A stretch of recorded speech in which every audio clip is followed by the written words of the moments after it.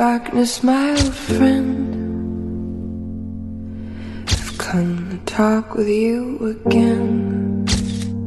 Hai guys, Assalamualaikum, welcome back to my channel. Kepada yang baru dan channel aku, terima kasih sudah singgah ke channel aku. Kepada subscriber aku, terima kasih sudah menonton video aku lagi dan lagi. Hari ni seperti tajuk yang korang nampak kat bawah ni, okey, aku akan share dengan korang pengalaman pergi ke hotel, beberapa hotel. Okey, mungkin korang akan rasa macam tak habis-habis cerita pasal hotel kan, sebab pengalaman aku banyak tau. Dan family aku ni jenis yang suka pergi bercuti, and kita orang suka duduk kat hotel, pelbagai hotel, daripada yang tak ada bintang sampailah berbanyak-banyak bintang. Jadi pengalaman aku memang banyak. So hari ni aku akan share sikit-sikit lah, sebab nanti aku akan buat lagi video, mungkin aku akan share benda yang tajuk yang sama tapi pengalaman yang berbeza. Aku pun tak tahu lagi, cumanya sekarang ni sebab aku rasa macam nak berborak, so aku pun rakamlah video ni. So guys, hari ni aku nak share santai je. Kisah ni berlaku pada waktu tahun aku sekolah rendah lagi. Aku tak ingat tahun bila, mungkin 2005-2004 macam tu. Jadi kisah ni terjadi masa aku, ayah aku, mak saudara aku dengan cousin aku nak pergi ke Kelantan sebab ada wedding kat situ, and then mak aku tak boleh pergi. Kiranya terpaksa separate family lah, sebab mak aku tak boleh pergi sebab adik jaga adik aku, and then adik-beradik aku yang lain pun sekolah. So aku je yang teman ayah aku, and mak saudara aku 2 orang perempuan. So yang tu adik kepada ayah aku lah, and dia bawa seorang anak dia, cousin aku. Jadi anak dia ni kalau jarak dengan aku memang jarak sangat lah, sebab cousin aku ni muda lagi. So masa tu aku tak ingat dia darjah berapa, tapi yang pasti kita orang 2 orang je anak yang ikut mak bapak macam tu kan. Jadi naik satu kereta, so pergi ke Kelantan if I'm not mistaken, sebab ada wedding. And pada masa tu kita orang memang tidur hotel. So peristiwa ni terjadi dekat hotel. Aku nak share dengan korang ni kisah hotel, tajuk pun macam tu kan. Jadi kisah yang pertama ni terjadi, kita orang masa tu memang tengah cari hotel tau. Kita zaman tu bukan zaman macam sekarang ada Agoda, Booking.com, and then korang boleh book dulu ataupun nak call dulu hotel ke apa semua, risau penuh. Masa dulu adalah zaman yang gamble gila. Kau pergi mana-mana kau tak perlu nak apa orang kata, kau tak perlu nak ada plan tau, just pergi je kan. Bapak kita dulu kan memang macam tu. So ayah aku ni dia dah biasa pergi kat satu hotel ni, kalau tak silap aku tak adalah nak kata hotel ke resort ke chalet, dia macam tu dekat Kelantan. Kiranya dia tu hotel, aku panggil hotel je lah yang paling lama dekat Kelantan, sangat-sangat lama. Dan ada kisah-kisah, dan ramai je orang yang declare hotel tu macam berhantu. Tapi masa tu sebab aku kecil, so aku macam tak peduli, as long as tidur hotel tu dah macam memadai, dah sangat seronok budak-budak. Jadi ayah aku pun ajak tidur kat situ. Mula-mula mak saudara aku ni macam tak nak sebab dia dah tahu dah kisah-kisah ni, sebab dia pernah dengar daripada kawan-kawan dia juga kan.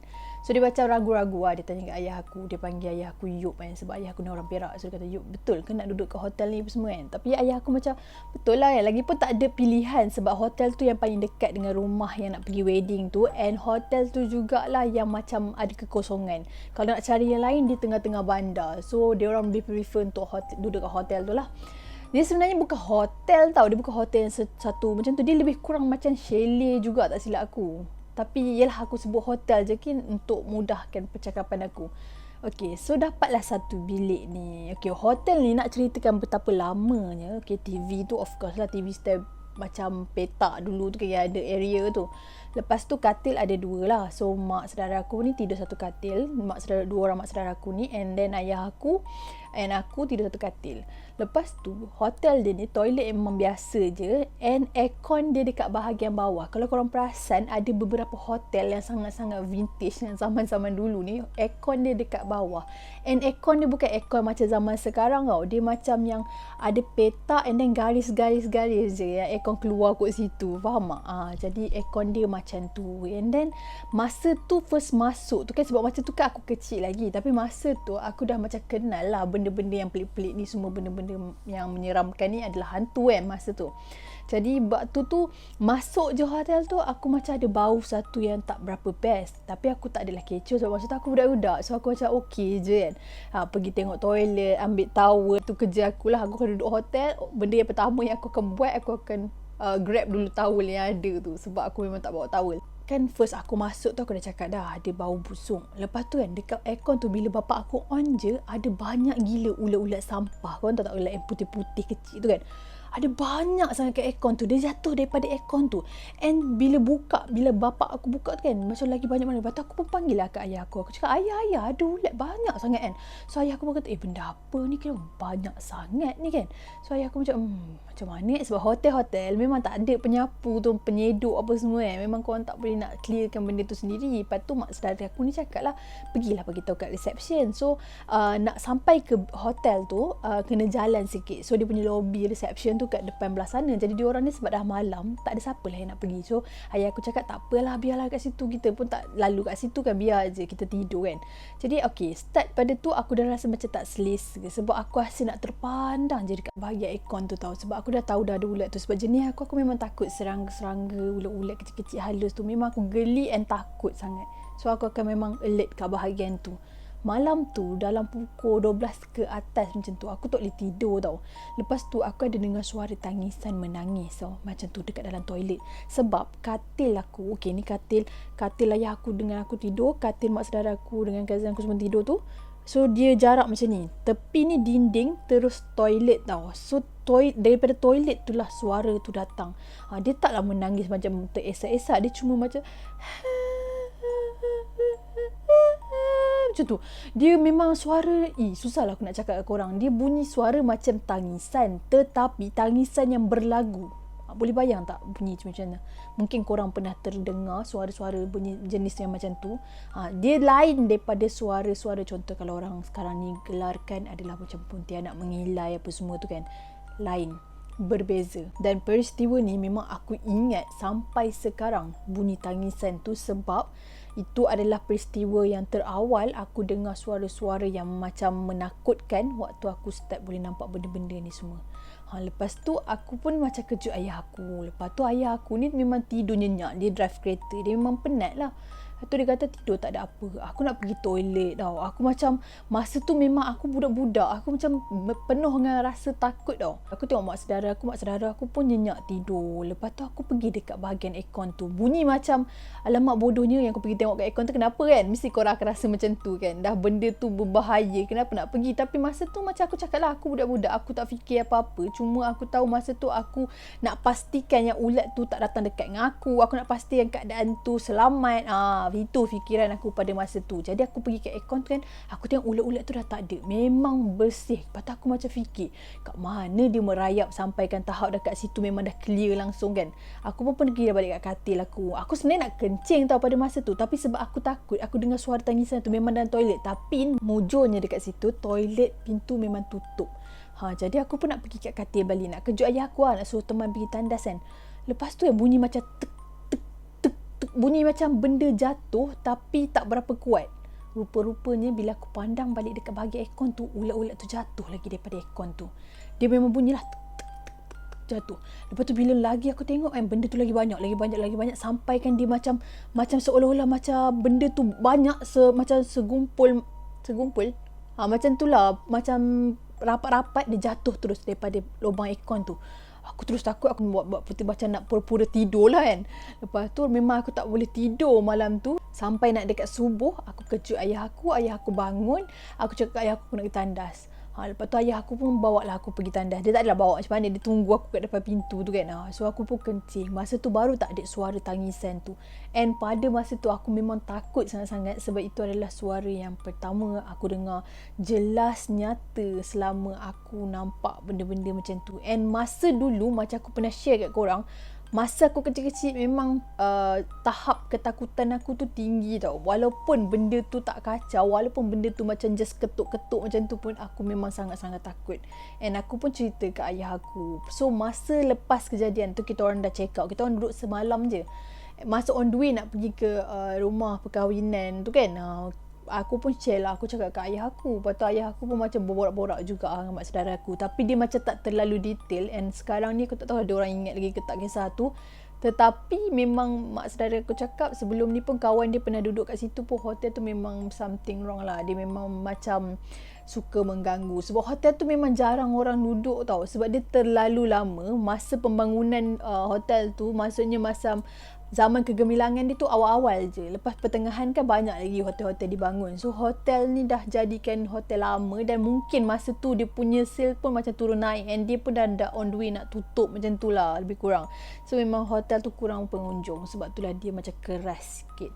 So itu adalah peristiwa yang pertama. Dan cerita yang seterusnya pun sama juga. Masa tu on the way kita orang nak pergi ke satu tempat, aku tak ingat, tapi kita orang stay dekat hotel juga. Masih lagi dalam keadaan aku, mak saudara aku, sebab kita orang lepas pada wedding tu kita orang ada singgah kat satu tempat and then plan untuk tidur. Kira macam kita orang memang berjalan lah waktu tu. Yang ini memang hotel lah, memang aku yakin lah, sebab dia bangunan tinggi macam tu, dia bukan chalet ataupun resort apa semua tau. So hotel ni dia ada katil, satu katil queen, satu katil single ke macam mana tak, aku tak ingat. Yang pasti aku tak tidur atas katil waktu tu. Aku tidur bawah dengan cousin aku yang kecil tu kan. Jadi kita orang tidur dekat bawah, mak saudara aku, ayah aku semua tidur kat atas katil lah. So kat hotel ni pula kisahnya pelik sikit, tapi aku tak tahulah korang boleh terima ke tak benda ni. Cuma ini pengalaman aku yang aku lalui, terpulang pada penilaian korang. Aku tak kisah apa korang nak kata apa-apa, cuma aku just nak share pengalaman aku sahaja. Malam tu tau, waktu kita orang memang nak tidur. Lepas tu TV waktu tu menyiarkan siaran cerita Seekers. Korang ingat tak dulu Seekers ni dia kisah-kisah yang macam, kalau zaman sekarang ni orang panggil apa, macam paranormal. Lepas tu macam ada yang cerita-cerita macam solo ambush, benda entah dekat YouTube apa semua kan. Dulu Seekers ni dia cerita kalau budak-budak baru kan, baru-baru nak up yang tak tahu cerita ni. Seekers ni siaran yang macam tu lah, kisah yang paranormal, pergi kat satu tempat and then dia akan letak orang tu duduk dalam rumah tu nak tengok keadaan benda tu ada ke tak apa semua. Dia orang akan pasang kamera apa semua. Sekarang ada ke cerita style macam tu? Dia buat siaran apa? Tak tahulah kan. Yang pasti waktu dulu Seekers. So malam tu memang kita orang tengok. Masa tu mak saudara aku ingat lagi ayat dia. Dia cakap apa, cerita ni seram ni, dia orang buat pergi real apa semua. Tapi masa tu aku macam tak berapa tengok sangat. Cuma masa tu aku tak berapa tahulah cerita ni berkaitan dengan apa. Cuma mak saudara aku cakap cerita ni seram, seronok ni, dia kisah real, dia orang rakam apa semua kan. Jadi aku pun tengoklah cerita tu. Tapi memang tak nampak apa-apalah, sebab dia kan pasang kamera, so duduk dekat dalam bilik tu nak tengok gangguan tu datang ke tak kan. Tetapi slacknya dekat situ, waktu aku tengok tu, aku nampak benda tu. Aku nampak orang tu duduk di kursi dan cerita Seekers tu. Aku memang tak ingat episod mana kan. Dia duduk, lepas tu dia panggil-panggil, kalau ada kau keluar lah. Dia macam tu lah lebih kurang ayat dia. Lepas tu aku macam pelik, dia orang ni buat cerita apa? Masa tu kan budak-budak, aku tak tahu apa yang dia orang cuba sampaikan kan. Jadi aku pun, dia buat cerita apa? Kenapa hantu tu kat belakang orang tu macam duduk lagi kat situ, dia orang tak takut apa semua. Aku macam teliti tengok lah. Aku memang tengok betul-betul fokus dekat bahagian lembaga yang muncul dekat dalam cerita tu. Jadi aku tengok-tengok, lepas tu aku macam pelik. Tengok mak saudara aku pun relax, ayah aku pun relax, cousin aku pun relax. Dia macam tak ada pun macam shocking sebab nampak hantu apa semua kan. And then tak lama lepas tu cerita tu pun habis. Okay, lepas tu nak tidur lah malam tu. So macam aku cakap, aku dengan cousin aku tidur bawah. Parents aku pula, ayah aku dengan mak saudara aku tidur kat atas kan. Jadi malam tu tengah-tengah tidur, aku tidur ni tilam, maksudnya toto yang ada dekat situ, selimut apa semua tu kita orang letak bawah. Jadi tempat aku tidur tu dekat sini, straight depan ni terus pintu. Jadi pintu ni terus pintu luar. So kita nampak sikit lah bayang-bayang daripada luar tu sebab aku baring kan. Jadi masa aku tengah baring tu kan, aku fokus kat pintu je lah. Lepas tu aku nampak macam ada macam tapak kaki. Maksudnya macam seolah-olah ada orang kat luar pintu tu tengah ke hulu ke hilir kat bahagian depan pintu tu tau. Kita nampak bayang daripada bawah tu. Lepas tu aku macam pelik, benda apa ni? Tapi aku tak tahu, aku tutup mata. Lepas tu dalam malam juga, 12 ke atas macam tu, aku nak pergi tandas.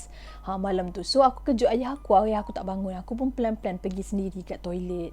Buka lampu kan. Okey, tengah-tengah aku nak kencing macam tu, aku nak keluar tu, aku terasa macam ada orang sentuh bahu aku kat belakang. Tapi belakang tu toilet lah, maksudnya mana ada orang dah kan. Lepas tu aku dah takut. Aku memang tak tengok dulu waktu kecil memang aku seorang yang penakut sangat-sangat. So bila aku tak tengok, aku terus lari pergi dekat selimut yang aku tidur tu, aku terus tarik selimut.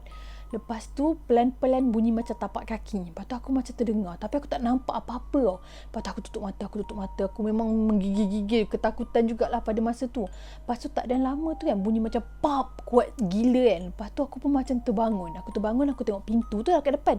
Lepas aku tengok pintu tu, benda tu keluar daripada toilet. Kau tahu benda apa? Benda yang aku nampak dalam cerita Seekers tu, yang hantu dekat belakang orang tu. dia memang keluar-keluar, dia keluar seselur, dia pandang aku macam ni kan. Lepas tu dia macam ni lah. Dia tengok aku macam tu, aku pun memang takut, aku terus tutup muka aku selubung selimut macam tu. Tahu macam mana, aku sedar tak sedar aku pun tertidur. So peristiwa ni sampai sudah aku tak cerita kat mak saudara aku dengan bapa aku sebab aku takut. Okey, sampai di sini sahaja perkongsian aku tentang hotel untuk yang pertama. Nanti ada part kedua tau pasal hotel ni sebab aku ada banyak lagi cerita yang tak tershare lagi kat korang. Itu pun kalau korang sudi nak dengar. Tapi tak kisah, dengar ke tak dengar, aku still akan share dulu. Sementara aku memang rasa seronok buat itu. Sementara aku tengah rasa macam memang nak share, nak cerita dengan korang. Sementara Allah beri kesihatan yang baik untuk aku akan share kat korang lah cerita ni. Pengalaman sekadar untuk kongsi-kongsi sahaja. And aku nak minta maaf sebab ada kali cerita aku ni agak macam sensitif, di mana macam kadang-kadang korang tak akan terfikir dengan akal yang biasa korang ni. Korang akan rasa macam dia ni biar betul, sembang lah, macam tu. Korang akan terfikir macam tu sebab ada beberapa perkara tu yang memang luar daripada jangkaan lah. Sebab aku sendiri pun kadang-kadang mikir nak cerita ke tak, tapi itulah pengalaman aku dan aku mungkin akan share kat korang dan mungkin tidak, aku pun tak tahu lagi. Tapi yang ke depan ni pun kisah pasal hotel juga sebab aku masih simpan banyak lagi kisah-kisah seram yang aku sendiri lalui dekat hotel and aku akan share kat korang lah. Okay, so salah satunya cerita yang aku nak sampaikan kat korang sebab aku masih lagi terima banyak lagi soalan yang orang tanya macam mana kalau rakam apa semua kan. Okay, aku ada plan tau. Lepas ni yang ke depan aku mungkin sebab macam rentas negeri pun macam dah nak boleh lah kan. Aku mungkin akan pergi ke mana-mana, aku akan buat macam vlog tau. Aku akan rakam. Sebab aku pergi mana-mana memang aku akan nampak benda tu tau. Jadi aku akan rakam di mana sudut-sudut yang ada tu, aku cubalah untuk rakam. So nanti aku akan selitkan kat sini. Aku akan cerita pengalaman tu tapi aku akan sertakan sekali dengan tempat-tempat yang aku tunjuk ada benda tu tau. Sekiranya termasuk korang boleh nampak, tapi sekiranya tidak, yang tu aku tak mampu nak tolong lah. Tapi aku cubalah untuk buat video macam tu untuk macam, yelah kadang-kadang macam cerita macam ni macam bosan nak kena tunjuk juga. So aku akan tunjuk sikit-sikit lah macam mata aku akan nampak pada waktu macam mana. Maksudnya bila aku keluar, bila aku nampak benda tu, aku akan auto buka kamera and then aku akan rakam. And then aku akan edit masukkan dalam video untuk tunjuk kat korang. So lepas ni macam fun sikit lah video. Hopefully lah boleh rentas negeri kan. Sebab kalau rentas daerah nak pergi mana jodoh. Okay guys, sampai di sini saja perkongsian aku untuk hari ini. Di video akan datang aku akan continue di tajuk yang sama, pengalaman yang berbeza. So akan ada part 2. Sekiranya ada terkasar bahasa, terguris hati mana-mana pihak, aku minta maaf. Sesungguhnya yang baik-baik itu datang daripada Allah Subhanahu Wa Taala. Segala kekurangan, kesilapan itu datang daripada diri aku sendiri. Stay healthy, stay safe. Assalamualaikum.